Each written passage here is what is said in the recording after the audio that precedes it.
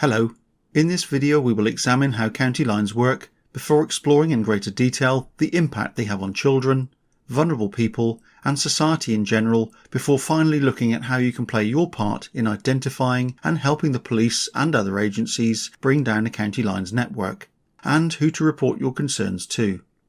Let's start with a quick reminder of what county lines are from the Home Office definition.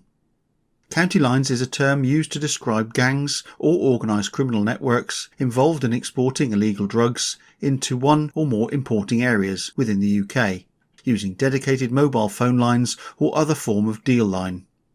They are likely to exploit children and vulnerable adults to move and store the drugs and money, and they will often use coercion, control, intimidation, violence, including sexual violence, and weapons. It's important to note that the distance between these points is irrelevant. A county line can operate within force and local authority areas. It is the organisation and exploitation behind the drugs line which impacts society. How do county lines work? Criminals move into new areas with the intention of setting up a drug supply chain. They use middle tiers to recruit their drug mule workforce, most of whom are children or vulnerable adults. The UK's road and rail systems are used to transport drugs and children, with middle tiers arranging the transport for the mules, for example trains, hire cars, along with private hire vehicles being used to make the drop. Burner phones, that is, where a SIM card is not registered, are used to manage the drug deals between dealers and buyers. Bulk texts and private social media accounts are also used to arrange drops with drug clients, crack dens and members of the workforce who deliver the drugs to the user.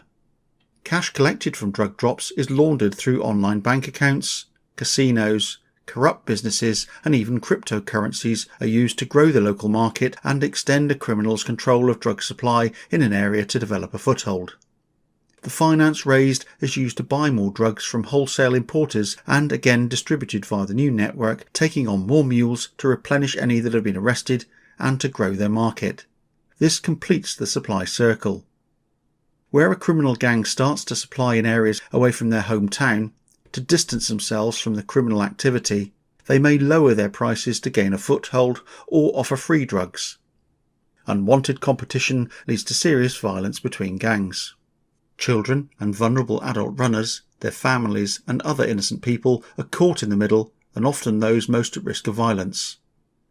The 6 key themes. So we know a little about how county lines work.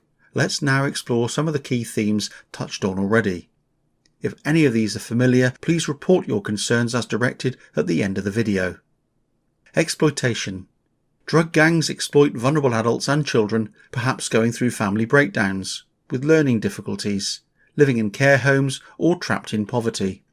They are often drawn in through social media and peers, exploiting their youth and insecurity. Criminals often look to groom and recruit children who are not known to the police or partner agencies, often referred to as clean skins. They are groomed with promises of money, friendship and status. Once drawn in, they are controlled with threats of violence and sexual abuse. They become traumatised and live in fear, paying for their keep through gifts from gangs, making them indebted and ultimately forced into debt bondage. Before you know it, they become modern slaves.